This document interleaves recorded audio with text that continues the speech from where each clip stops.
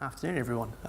It's a real pleasure to be here. It's really inspiring to be surrounded by so many, like-minded agents of change. Don't get that very often. It's brilliant. So as Ben says, I work for Ordnance Survey. Title of the talk, turning a dinosaur into a unicorn. Now, I got into a bit of trouble with the management team back at OS who weren't overly happy with me calling us a dinosaur.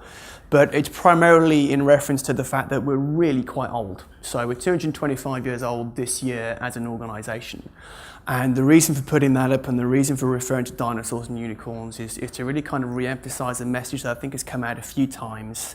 It was emphasised with Darren and SAP and so on this morning that, if we can, and with 225 years of history, there's a lot of legacy there. If we can get benefit from DevOps, then pretty much anyone can. It's all about how you do it.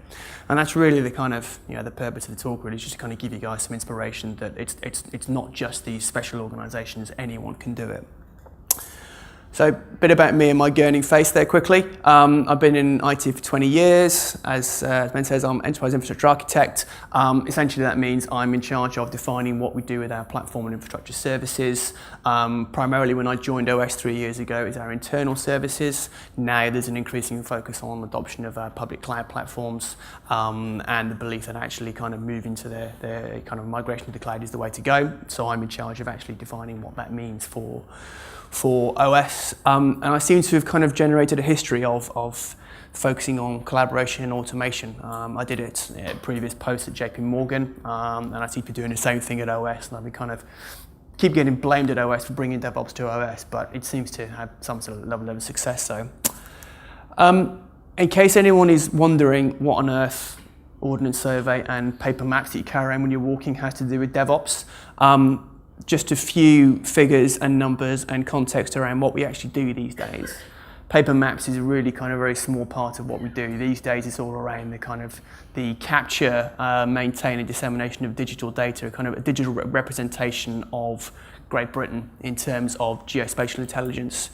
Few figures there just to give you an idea of kind of, the rate of what we do and so on. 35 million buildings, 27 million residential addresses, 10,000 updates each day. Now that's not just single lines in a database we're updating like some finance transaction and so on. That is usually complex polygon selection of lots of different records updating for a single feature at a time. Equates to roughly seven per minute, something like that, which to some people may sound quite slow, but when you're looking at the size of data and some of these changes can be terabytes in size, that's quite a lot. We kind of have a key role to play as far as the success of Great Britain is concerned, and there's a kind of belief that were we to not provide the data, Great Britain would come to a standstill. Not just in terms of producing maps, but we support an awful lot of kind of business-to-business activities. A lot of insurance companies use us to make sure, when your guys' insurance premiums are calculated, it's based on where you are, and therefore it's an accurate premium. Other use cases include using our data to work out where it's best to put a wind farm or where isn't best to put a wind farm. Loads of public sector scenarios on top of that as well. Disaster response planning, i.e. if we're to get some sort of security threat or flooding disaster and so on, using our data to actually work out the best way to be able to recover, how we can recover and so on. And then for me, the really cool things at the bottom, some of the major events planning. So as I said, I joined 2 or 3 years ago now, 3 years ago now, and I kind of was really proud to find out that our data was used to design and then maintain the London Olympic site, and then the same with Glasgow in 2014. Some really cool stuff there, and you kind of learn that and you go, yeah, it's really nice to be part of this place.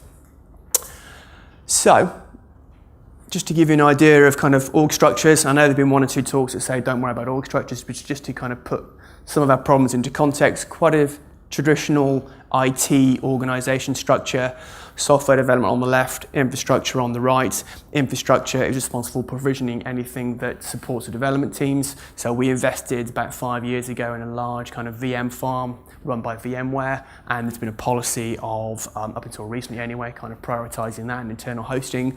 So the service delivery division on the right provides all the support services to the software development on the left, which is split into 3 main areas. We've got the geospatial systems, which is roughly a systems of differentiation, i.e. the stuff that makes us good at what we do. Business systems of record, okay, stuff to run the business. And then our digital data delivery. This is how we start to kind of serve content online through our API platform and so on and so forth. And actually, the API platform, digital data delivery, that's quite a cool space. There's lots of stuff going on in microservices, you know, magic container platforms. There's some cool space there. That wasn't the problem that I wanted to solve when I joined OS, and I'll come onto that in a minute. My gurning face, I sit there, so I'm responsible, or was responsible, for designing some of the internal infrastructure, and as I said, I'm now responsible for defining cloud. Said a couple of minutes ago, you know, this is the main area of focus for us, the geospatial systems. This is the heart and lungs of what OS does. This is what makes us what we're good at. This is a set of systems that essentially take detailed mapping data, as I said on the previous slide, up to accurate to with 1 meter, and actually munge that into something that customers can use for whatever purpose it is. You know, we can't just serve out the content raw as it is, because it wouldn't make any sense to anybody.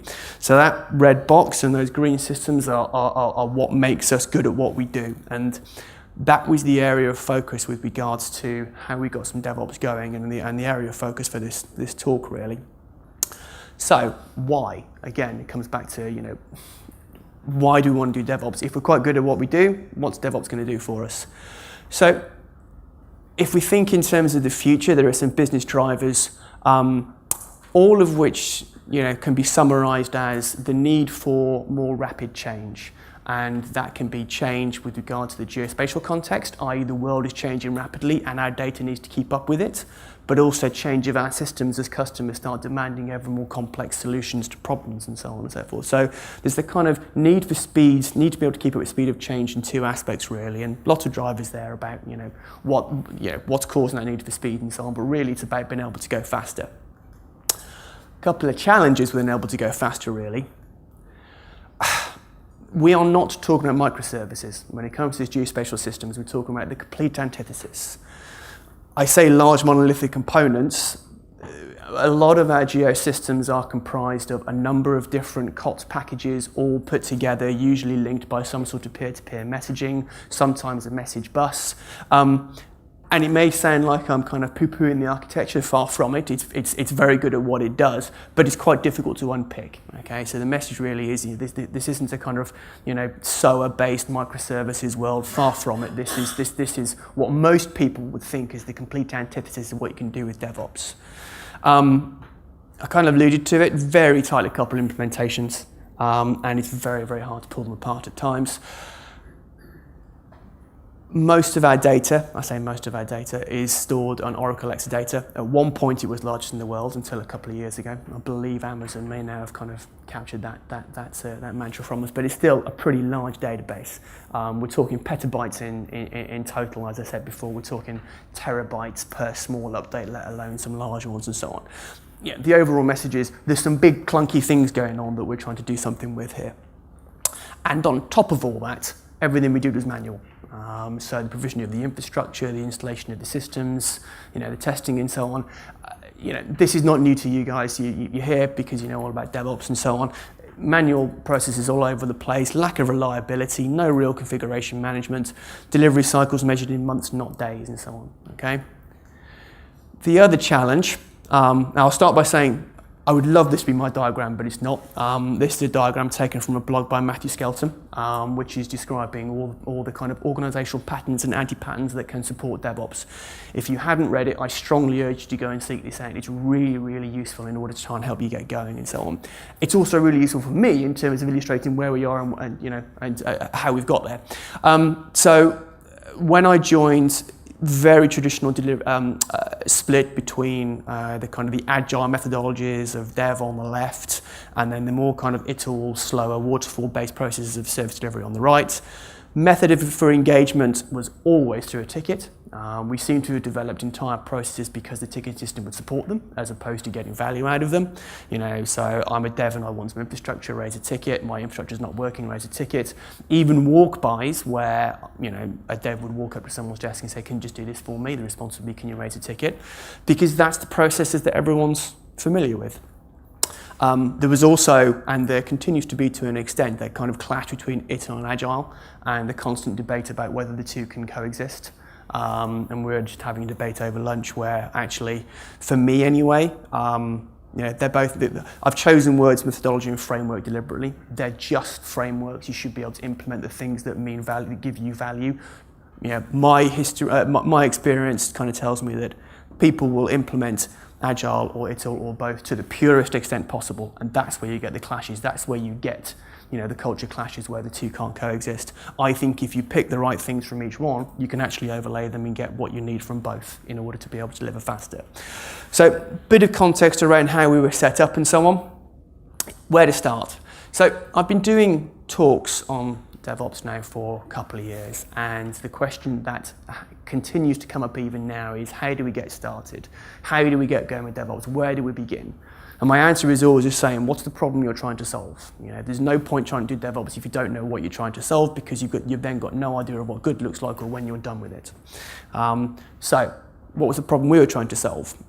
When I joined, I did a little bit of analysis in terms of, I call it there the life cycle of a feature. A feature could be an update to the system, it could be a new geodata product, it could be a number of things. It's essentially, it's a cycle that delivers product or value to the customer at the end of it. So I did a bit of analysis and put it into a value stream picture whereby activity is recorded against time and value on the vertical to see where we were getting our most value and where we were losing the most time with regard to the implementation of new features. And what you find pretty quickly is you've got development activity, which are kind of short bursts of iterative activity in the Agile process where you deliver high value in terms of this is the function, this is the code that supports the requirement. You've then, at the bottom, when it comes to the activity before go live, you've got ops doing lots of work. Now that's high value because that's going to secure your system and make it ready for production. That's quite important stuff. And in the middle, you've got provisioning activity. So if you think back to the org chart structure, we had infrastructure provisioning as a team within service delivery. They're responsible for kind of taking in the tickets, building the VMs and handing them over to the projects. And then looking in terms of this picture here, what we're finding is the provisioning activity was actually taking a really long time in comparison to anything else. And because it was taking a long time, and because there was nothing special about what they were doing, they were just provisioning VMs, you could class it as lesser value than some of the dev and ops functions and so on. So hence they're slightly smaller blocks in terms of height, but they're much longer in terms of elapsed time. And that kind of shows us straight away that the problem that we needed to solve to start with is this provisioning activity. Where to start? Start with what's broken. What was broken for us? I say broken, people won't like me for that. What wasn't working well for us was the infrastructure provisioning activity. A few metrics which we'll come back to, but just to talk about them quickly, because it was a central provisioning team, we were looking at a backlog normally of 20 to 25 orders at any one time, usually a lead time of a couple of weeks to pick up an order, etc., and so on and so on. You can probably see where we're going. There'll be an improvement on that over time. So how did we get started?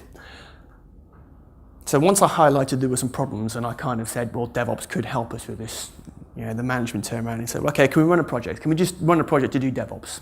Absolutely not. Don't be so silly. Anyone who knows anything, so what are you going to do? Are you going to run a project to build some automation because DevOps is about automation? Well, okay, you're just going to build some automation. You've still got that same org structure, you've still got that same pipeline, you've still got the same processes. You may speed up delivery activity, but if your processes haven't changed, then how do you actually get any more value? Do you run a project to actually do a reorg structure? That doesn't seem like a particularly sensible thing to do. So, how we started and how I'd recommend you guys get started, find a willing project, find something that is going to deliver business value, and then use that project to demonstrate how following a DevOps methodology can increase the value you're going to get from that project. Okay? And that's how we got started. We found a project, there was a 18-month program to actually implement quite a big system, again using lots of COTS software and so on, and we said right from the beginning we're going to follow DevOps for that. And how did we do that?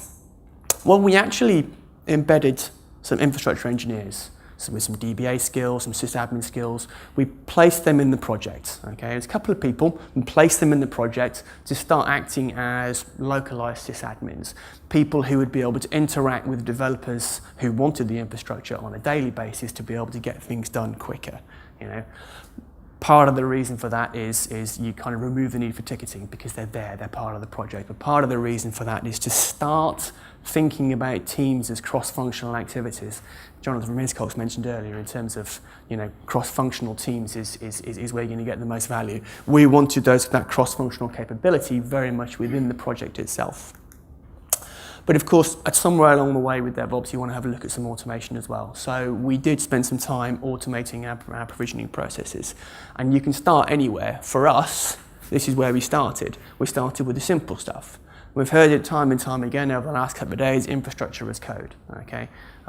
It's nothing new, you know, I'm not teaching them to suck eggs. We all know infrastructure as code is a good thing. When I joined a couple of years ago, it was quite a new concept to OS, so we introduced that from the beginning. And then we just used that to kind of, for the regular, kind of, low value but high repeatable activities, VM provisioning, operating system configuration, we started off by automating those bits and those bits alone. Essentially start to create a boilerplate using automation that becomes a standard thing that you're rolling out again and again and again. And then we got into the application installs, okay? Now, I said before, there's a lot of COTS in what we do, munged together with some code in between. Rather than try and recode application installs and write our own methods for installing these COTS applications, what we did was use the automation tooling to interact with the install scripts or whatever the vendors were providing. So in each case, we engaged with the vendors and we kind of talked to them and said, well, each vendor must be running some sort of CI function, some sort of automated test function. You know, no software vendor in their right mind isn't going to have that these days. So can we get hold of those CI scripts? Can we use those to start automate our deployments? And by taking the automation from the vendors and kind of integrating it with our infrastructure automation, we started to get one kind of single integrated automated process that will do everything for us without overcomplicating anything. So underline, keep it simple. Yeah? Complexity comes from trying to reinvent it and recode it yourself. We found a way of trying to just kind of integrate and interact with existing install scripts and actually just make it a lot simpler for us. Wasn't perfect. To start with, you know, we had to deal with a lot of return code, a lot of responses. Some of the code in the early days was quite long, but it was a start. And then over time, once we got good at doing that, then we started to introduce, okay, not exactly the most complex task, but some more complexity. How do you keep your VMs up to date, i.e. patching and so on? Blue-green deployment models. This is quite a new concept to OS, but became quite a powerful tool for us. But also security, you know. So we also talk about kind of DevSecOps and so on. We started to embed security as part of the boilerplate activity at the beginning. Again, none of this is rocket science. You guys know all this already, but this is just kind of making it clear on what we did. With our automation, we focused very much on the delivery of the pipeline, okay? So I said at the beginning, said a couple of slides ago with regard to embedding people in the projects, we wanted to create a cross-functional collaborative space. So the reasons that we then spoke in terms of a pipeline was to create the idea, the kind of commonality of thought. Get everyone thinking in the same terms. So we could deliver infrastructure using the same kind of methodologies and the same language as the developers. So we just write some code. For that, we use an IDE, which is Eclipse, and we use Puppet. Why Puppet? Well, I mean, there are 30, 40, 50 different kind of DevOps automation tools these days. You could have chosen anyone. We chose Puppet because someone in the building had done a bit of Puppet, so that was the one to go for. It is brilliant at what it does. So that's not me dismissing it. It's fantastic. It's done a fantastic job for us. But you could choose any. So this is not me evangelizing Puppet in particular. That just happens to be the one we chose.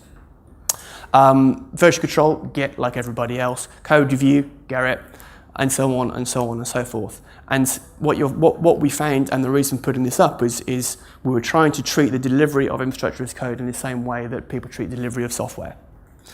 And what we've done over time is we've kind of enhanced that pipeline to go from our original VM structure to start deploying to various public clouds now. And this was kind of the magic moment, the moment at which you started to see proper collaboration and proper joined-up thinking within the teams, was the realization that actually you could plug various coding languages into that same pipeline and pretty much get the same result. And that was the moment where everyone started to realize it's all just a bit of code, all right? There's no difference. Okay, the actual thing you are delivering at the end of it, infrastructure, application, fine. But when you treat it in the pipeline, it's all just code. And the reason for putting that up and the reason for laboring the point is DevOps relies on collaboration, okay? So it's not just automating some stuff. It's not just getting people working in projects. You've got to get people working together. You've got to get people thinking in the same mindset. Okay, you change the culture, and we keep talking about this again and again. There have been various streams about it's people, not automation. It's all about culture change and so on. For us, the key to getting that culture change was getting everyone to think on the same page. It's all just a bit of code. So, with all that in place, we started to see some success. We go back to the value stream, we started to see some work shifted left. The provisioning activity is shifted to the left now, so it's all at the front of the project rather than the end of the project. It's small periods of time because we've automated it, so it's fast and it's repeatable. It's also high value because it's the same every time and not having to go and correct it after we've built it and so on. But we haven't quite got there. So again, there was a couple of talks this morning that asked the question, what about ops? Well, our ops activity, we're still stuck at the end there. At which point, the Roy Walker moment comes up to me. It's good, but it's not right, okay? So what do we do next? Well, first of all, we kind of patted ourselves on the back and we asked questions in terms of, well, how good are we doing? It's not right, but how are we doing? Take time to kind of reward yourself for how you got on so far. So we go back to some of the metrics. The first two, because we'd embedded people in projects, there were no more tickets, so therefore there was no backlog and there's no lag time. Things are getting done when they appear on the backlog. Simple VM now goes down from 2 days to half a day. An environment build, usually multiple VMs, 6, 7 VMs with the applications on top of them, is now down to 2 days. Rebuilds, once you know what it is, once you've automated it, all becomes a day and so on. But the transition to operations still remains at 4 weeks. We still hadn't cracked that. So this is what we did next. What we had found is that embedding people in the projects is great. Starting talking about commonality is great. Starting to get the idea that everyone's thinking along the same lines is fantastic. But the projects were still creating they're kind of repeating the same org structures as they used to, i.e. the ops team were part of the project team, but still in isolation in a little silo over there. And then the dev team was still over here. And they were kind of deliberately working on their backlogs in separate activities. They supported the same project goal, but there was still that separation there. So we told them to do away with that and create a single backlog, single common backlog for the project that everyone's contributing to. So devs are contributing to it, the DevOps people are contributing to it, the service delivery people were starting to get the ops stories in that backlog.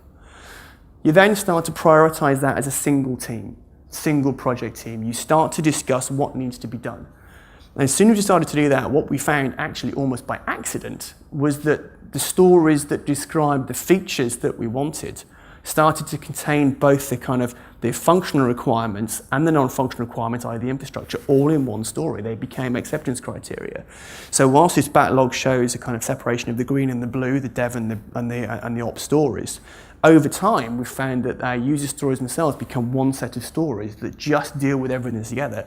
That's when you started to get really strong, true collaboration going. That's when we started to that was the light bulb moment where you go, right, everyone's now working towards a common goal. But we did also bring ops closer as well. So we encouraged ops to be a bit more collaborative. Okay, so that's one thing. It's we said to them, don't kind of sit and wait for these things. Actually go and talk to these people. These people actually taught your language. Go and talk to them. But we actually also made it incumbent upon the DevOps people in the projects. You guys are responsible for making sure the ops requirements are delivered. Okay, so you are the ones who need to kind of engage with this interaction and so on. And the reason we did that is because those traditional DevOps people, the infrastructure engineers, they kind of spoke the language of ops. So there was a kind of common purpose there, and it was a way in for the ops team to actually kind of find out what's going on in the project and give them that kind of point of entry. We also automated an awful lot of the ops requirements. So a lot of, I mentioned before, security and so on, a lot of the ops requirements around user configuration, anything that they want to see before something goes live, we automated and put it as part of the boilerplate. So that when a new VM was created, lo and behold, ops have got what they need before the application even goes on there. And suddenly they were an awful lot happier because they felt like they were getting their requirements prioritized because their stuff's coming up first as part of boilerplate. And what we started to find then was actually started to move towards everyone's working together, everyone's actually kind of interacting with each other.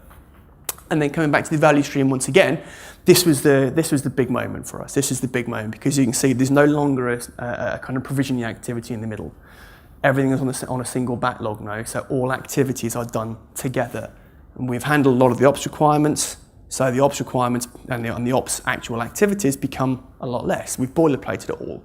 And for the eagle-eyed amongst you, you've noticed that the red implementation line has actually shifted to the left as well. We've started to bring the implementation dates forward.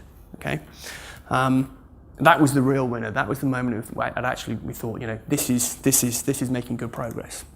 So go back to the stats again. Simple VM is now down to 30 minutes. Okay, environment build is now down to half a day. And again, environment builds with COTS software on there. This used to take 4 weeks. It's now down to half a day. The rebuilds are the same and so on. Transition to operations. There's no transition period anymore. They're in it from the beginning. Okay, that's when we started to feel like we're actually getting somewhere. Hence, that table is green rather than red or amber. From that initial project success, and remember the moment that we're talking about a single project at this point, from that, everyone started looking at us and saying, oh, that looks good, I want to be part of that, can I have some please? So suddenly every project wanted their own DevOps resources.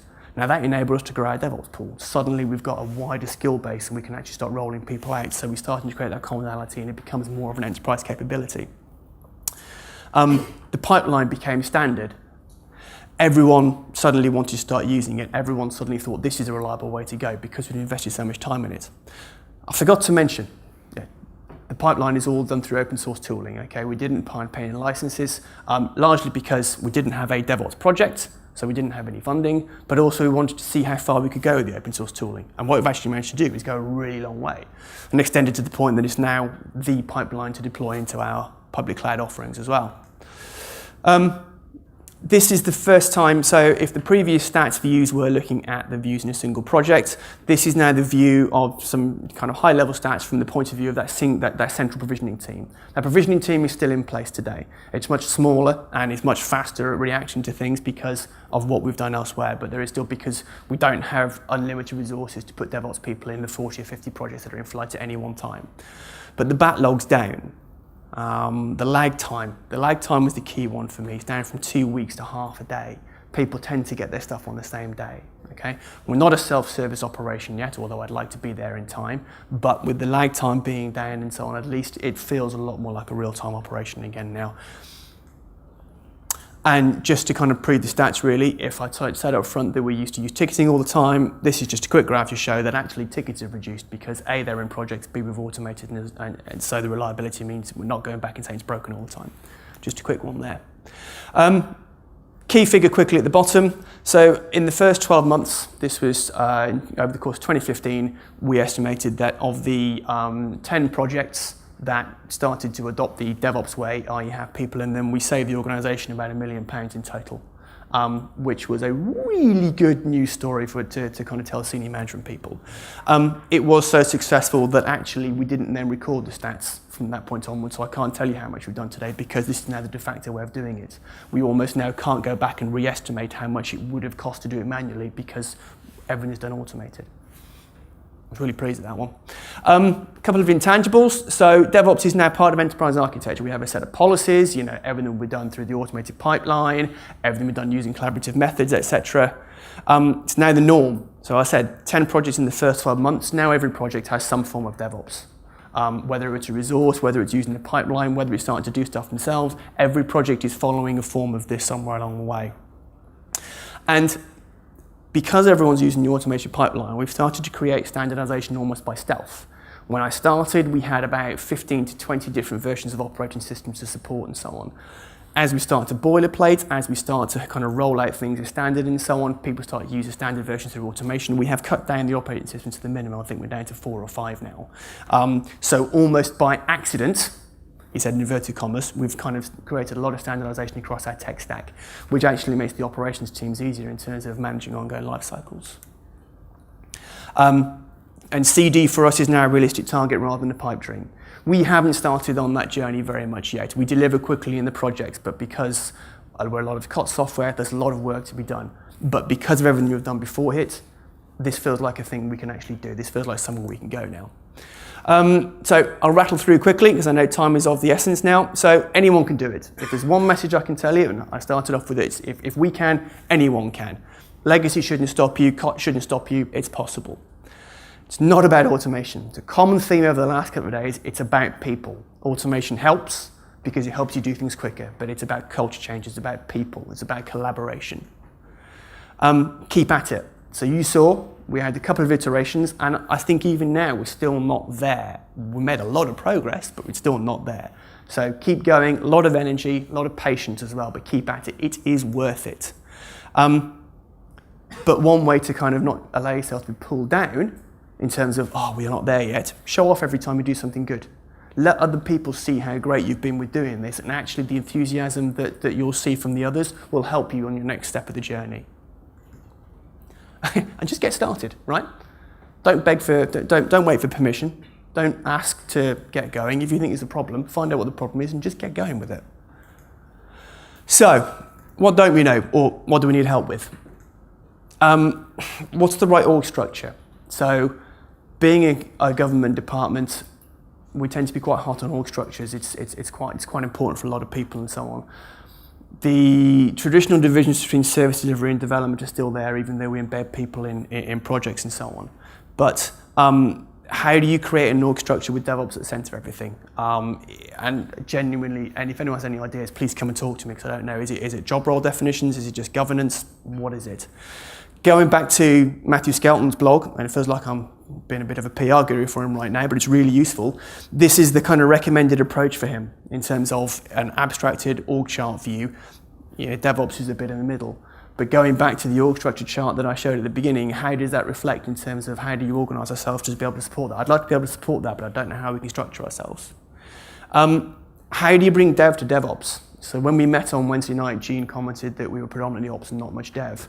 And the work I have seen at OS, we've embedded people in projects, but it's still the DevOps infrastructure engineers who are doing a lot of the innovating, and the devs are still receiving it. It's great in terms of project delivery, but I'd like to bring the devs into this picture. I'd like to get the devs contributing. So if anyone has any thoughts on how to do that, again, I'd really appreciate them. But also, how do you prevent DevOps becoming its own industry? How do you have a pipeline that's the center of everything you do without having to have massive support teams to support the pipeline? Because that, then again, feels like an anti-pattern for DevOps. If anyone has any thoughts at any point, whether you come and talk to me today, or please drop me a line, please get my details as part of the speaker agenda. Please drop me a line with any thoughts, because these are the things that I really need help with when we're going forward from here. And that's it. So hopefully that's given you some inspiration that, like I said, anybody can. Thanks ever so much for your time. Appreciate it.